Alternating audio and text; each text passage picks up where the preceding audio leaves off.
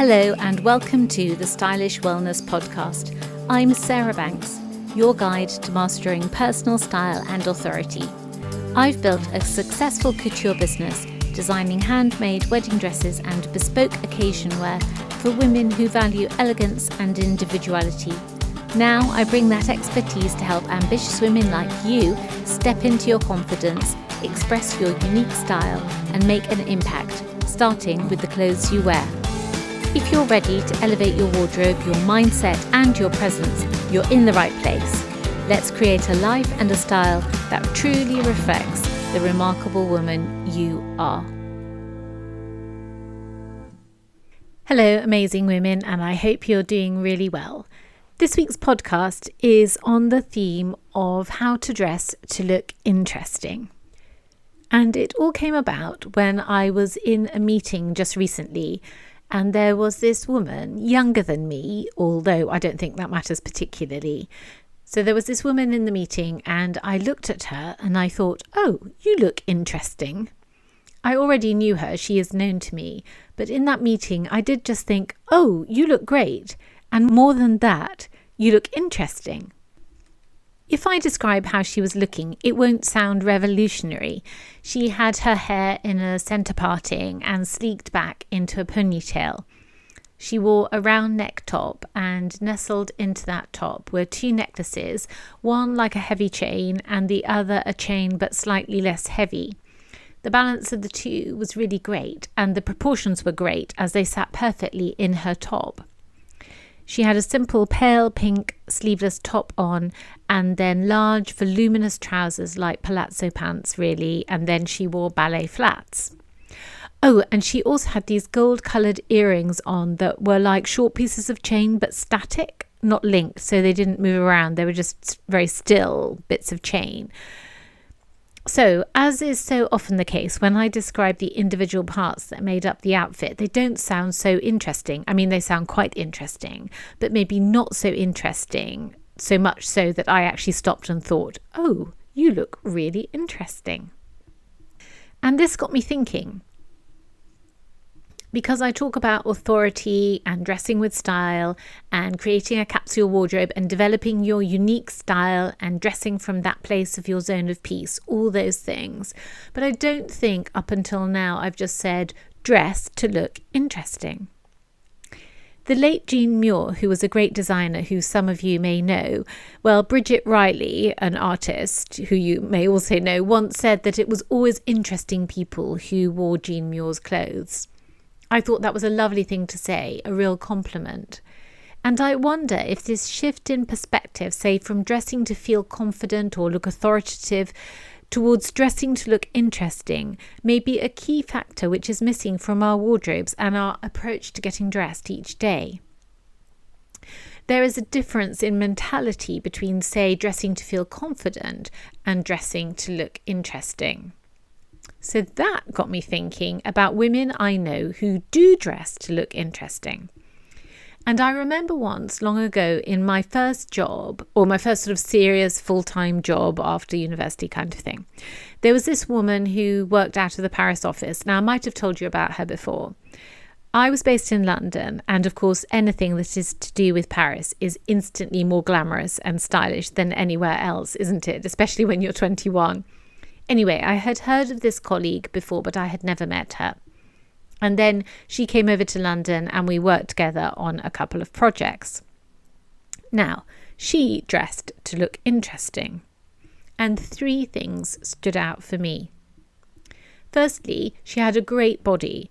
It wasn't by any means a model's body, not that that should be our aspiration, but what I'm saying is that she didn't have that kind of body that is hard to live up to. She had a normal body and she was very toned, enviably toned, even maybe quite muscly actually. I believe she played a lot of tennis. She had quite muscly legs and arms, but she looked great. She looked interesting.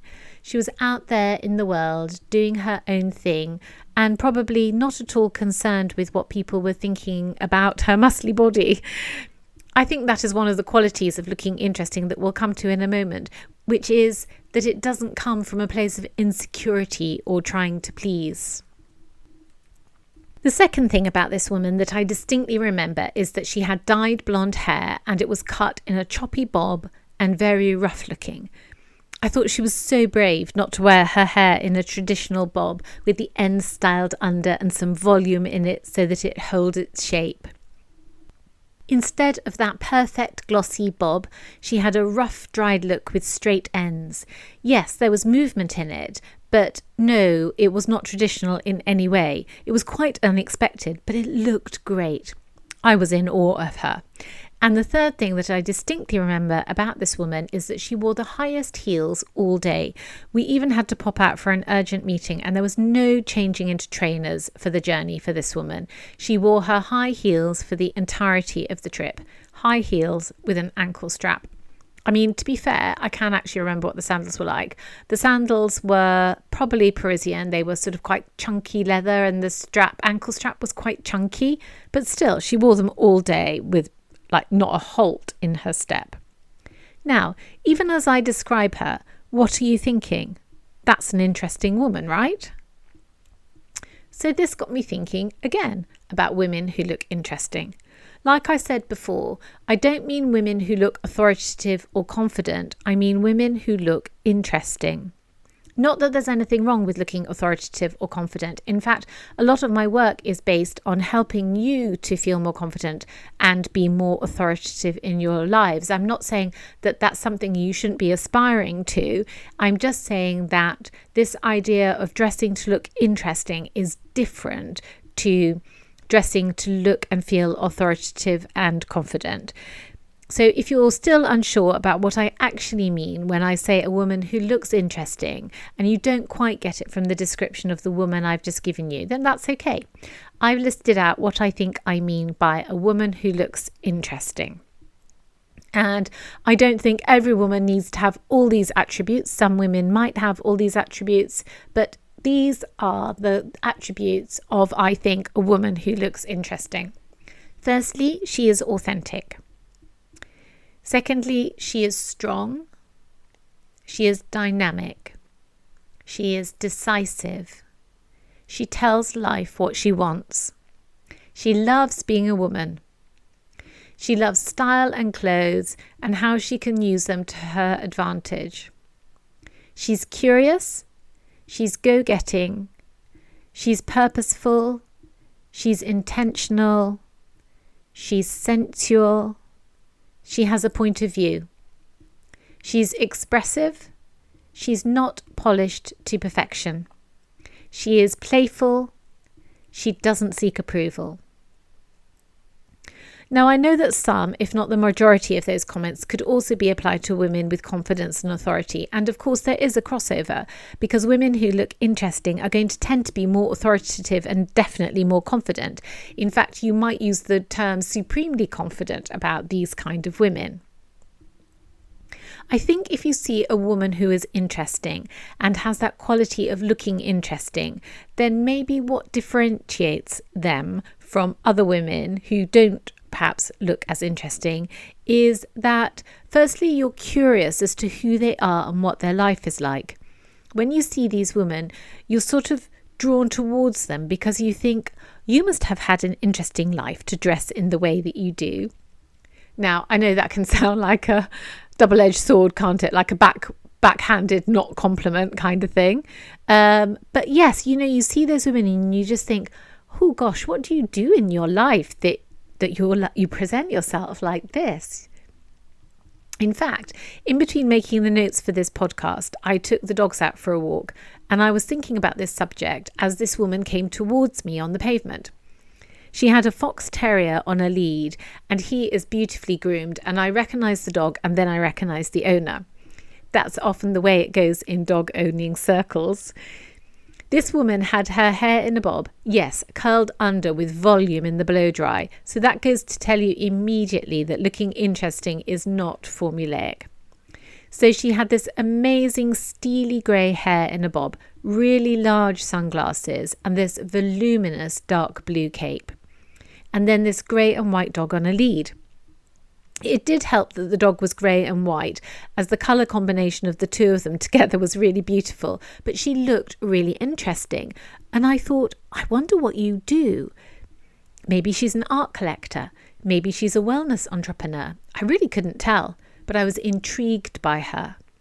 So that's what an interesting woman does. She pulls you in and you wonder what her life story is and what she's done in her life to get to where she is now. Whereas with an authoritative woman, say at work, you don't need to know the backstory, or maybe you don't want to know the backstory. If you're in finance and you look after the accounts of your clients, they don't want to know your backstory. They want to know that you're going to look after their funds properly and make some money for them. It doesn't mean you can't be interesting too. I'm just trying to demonstrate the difference between authoritative and confident and then looking interesting. So then my thoughts turn to how we're taught to get dressed as women. Like, what is it about us that maybe we're not brought up to express ourselves as interesting women? Because I think that women are rarely taught to dress to express curiosity, intellect, or individuality. We're told how to be attractive, polished, on-trend, appropriate, but rarely how to be visually engaging on our own terms. On this podcast and in my blog posts, I try to encourage that element of you that is only and uniquely you to shine through in what you wear and how you show up for the world every day. In one of my blog posts, I talk about this idea of the zany dress. I don't know if you read it. It's workingfox.com/zany outfit. And also it's podcast episode number 9. And it's also one of the sections in the Simple Wardrobe Styling Guide. And I'll link all 3 of those in the notes. And you know, in the work that I do on capsule wardrobes, that my aim is to get you to choose those items that most uniquely express you right now. And in fact, I'm slightly at war with all those Pinterest images of, in inverted commas, create a capsule wardrobe, where they list out 35 items and 8 of them are leggings in different colours. I've got nothing against leggings per se, but if you're only going to wear 35 items, which I think is a lot for a capsule wardrobe anyway, and you didn't think you could wear anything more interesting than leggings times by 8, then I really just questioned that on all sorts of levels, which I'm not going to go into right now. So I think we're not necessarily taught to dress from an interesting perspective, a dress to be interesting. But this approach of dressing to look interesting is actually really simple. I mean, dressing to look interesting is not a complicated concept, is it? But I think it's one which is nonetheless challenging for many women. Not least because dressing to look interesting is a way of raising your head up and saying, here you are. Dressing to look interesting is not people-pleasing, and because it's not people-pleasing, it could be challenging for some people. And should that matter? Should it matter if people find it challenging for you to be yourself and express yourself through clothes in an interesting way? Well, the human race is curious, so people, especially those close to you, are going to be curious if you have your hair cut in a very specific way or if you start dressing in a certain way. And of course, part of being the human race is that we are very aware, very sensitive to when one of our pack, one of the group, does something different to the rest of the pack. We regard it as threatening, and of course our brains could interpret our doing something different as very dangerous because brains don't like us doing things that aren't in the normal pattern of our behaviour. So your brain might essentially think you're going to die, which of course you're not. I mean, not directly from dressing to look interesting anyway. So part of the problem is in not being taught how to be interesting. We're taught to be desirable, to follow the trend, to look professional, to be taken seriously, or to be sexy but not too sexy. Stylish but not so different that you make people feel uncomfortable. We're given formulas, what's in, what's classic, what's powerful, what's age appropriate. But rarely do we hear what makes people want to lean in and ask about you. Because dressing to look interesting isn't about status or seduction. It's about the substance, that is the essence of you. It's about who you are beyond the outfit, what you care about, how you've led your life, what you see beauty in. It doesn't scream, it doesn't beg to be liked, it just quietly offers something more.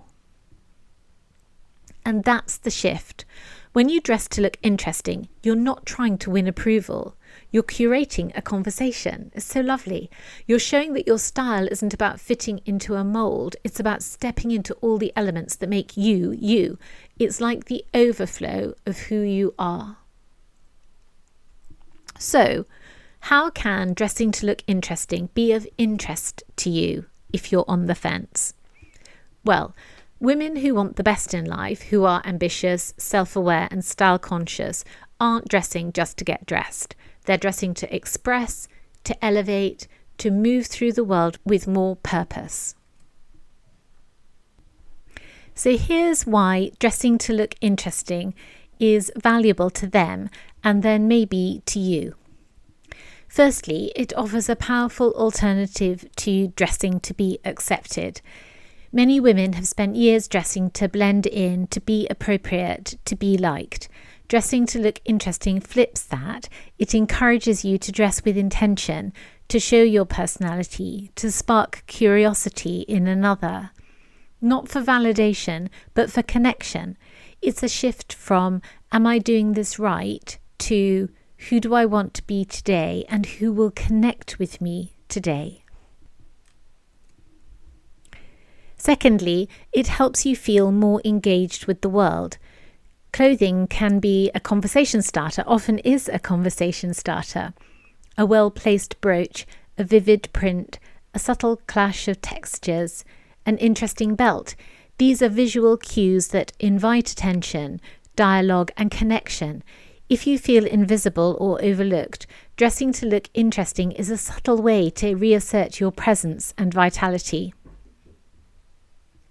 But remember not to stress about it. Looking interesting isn't about performing. It's about participating visually, emotionally, culturally in the life around you.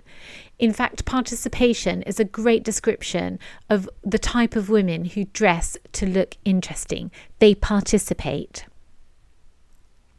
Thirdly, it aligns with personal growth or reinvention. You may be, as many women are, in seasons of or a season of transition. Post-career pivots, family shifts, health journeys. Dressing to look interesting allows you to practice reinvention on a small, joyful, daily scale.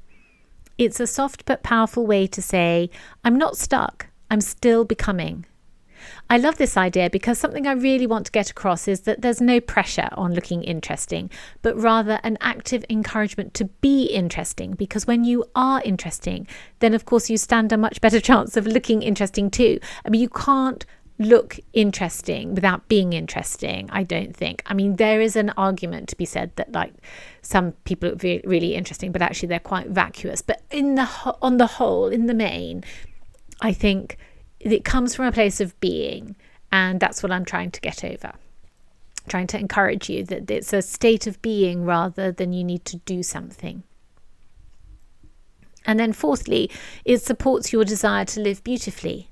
If you're listening to this podcast, then you're not after the mediocre. You want beauty and style of expression and to live a confident, stylish life. This approach to dressing supports that vision.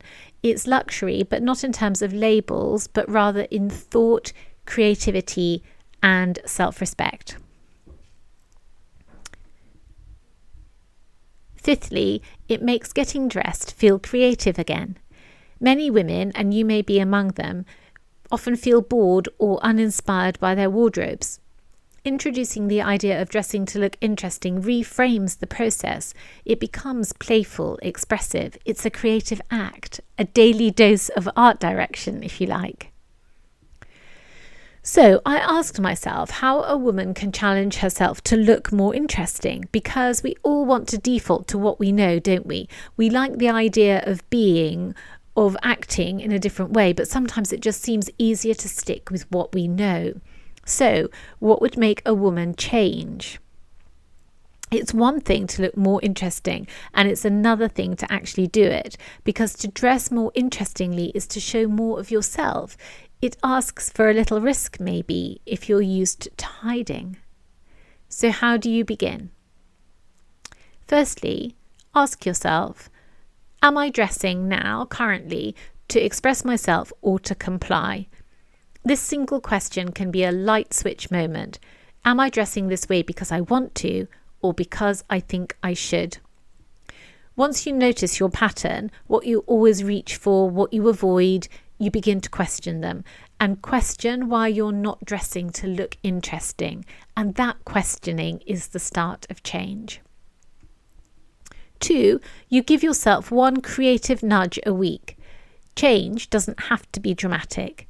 It might start with wearing a colour you love but never feel, in inverted commas, allowed to wear for whatever reason. Pairing 2 items you wouldn't normally put together. Wearing a statement piece on a normal Tuesday. The point isn't perfection. The point is movement, and also to find yourself interesting.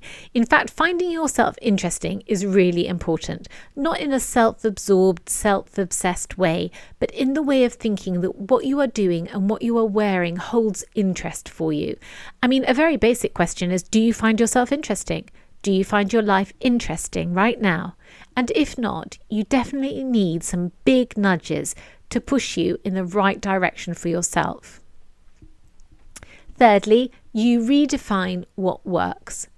Instead of thinking, does this make me look slim, young, trendy? Begin asking yourself, does this make me feel vivid and alive? Does this reflect the woman I'm becoming, a woman I find interesting?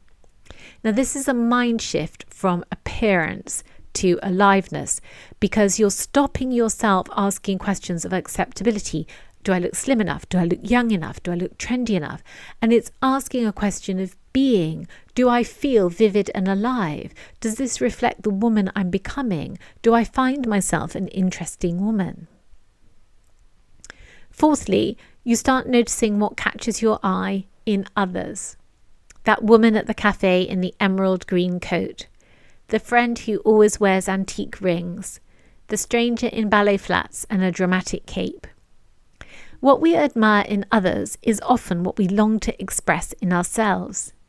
You might ask, what am I drawn to? And what would it look like to give myself a version of that? I love this idea. Look around you and see what other women are wearing, and then copy that idea, but make it your own. Make it uniquely your own. And then fifthly, you treat getting dressed as a conversation, not a checklist. Instead of, what should I wear today? Ask yourself, what do I want to say today? What kind of energy do I want to bring into the room? What part of me is ready to come forward? And just like that, dressing becomes a creative act, not a chore. And finally, what makes a woman change is often a deeper desire. You're bored with your clothes because you're bored with how you see yourself. You want something more alive, more meaningful, more you. And that's when the shift happens. Not when someone tells you to be stylish, but when you realise that you're ready to be seen differently, seen fully. At this point, I'd like to go a little bit more inward. I'd like to start inside, not outside. I'd like to start thinking about how you think your way to becoming more interesting in the way you dress. So instead of starting with the clothes, we're starting with the consciousness behind the clothes. So the following is a list of all the different ways, well, not all the different ways. The following is a great list of different ways that a woman might think her way to becoming more interesting in the way that she dresses. You don't have to tick all the boxes though. In fact, the overriding idea is of presence and turning up for yourself in your life. Looking interesting follows being interesting, as I've already said. So this idea of being present and turning up for yourself in your life is really so that you can engage better with your own life. Before you wear anything different, you have to start thinking differently. The woman who dresses in an interesting way isn't necessarily braver, richer, or more creative than anyone else, but she probably is more self-aware. She's tuned in, she's paying attention to herself. So how does she think her way there? Firstly, she believes she is worth being seen. She doesn't shrink, she doesn't hide behind safe. She understands that looking interesting isn't frivolous. It's a form of presence. She tells herself, I'm allowed to show up in the world as someone worth noticing. I don't need to ask permission. She asks bigger questions than what should I wear? She's not looking for trends or rules. She's asking, what do I want to say with how I dress? What mood do I want to bring into the room today? What part of me have I been keeping quiet that I want to express? She's styling from the inside out. Thirdly, she's curious about herself and the world. She notices textures, colours, old photographs, books, strangers on the street. She lets inspiration in. She's not trying to copy anyone. She's collecting ideas, connections, feelings. She thinks, what's something I've never tried? What's something that feels more me than I've ever worn? Fourthly, she gives herself creative permission. She doesn't wait for a stylist or a special occasion. She knows that if she wants to feel more interesting, she has to risk being more expressive. She experiments, she edits, she reflects. She might ask herself, what if I stopped dressing to fit in and started dressing to feel aligned with myself? Fifthly, she sees her wardrobe as a mirror, not a mask. She doesn't use clothes to cover up who she is. She uses them to reflect who she's becoming. Each outfit is a quiet declaration. This is what I find beautiful. This is where I'm going next. This kind of thinking changes everything. Because when a woman thinks of herself as someone worth listening to, someone worth looking at, someone with an inner world full of nuances and riches, she naturally begins to dress in a way that reflects that. Not loud, not perfect, just undeniably her.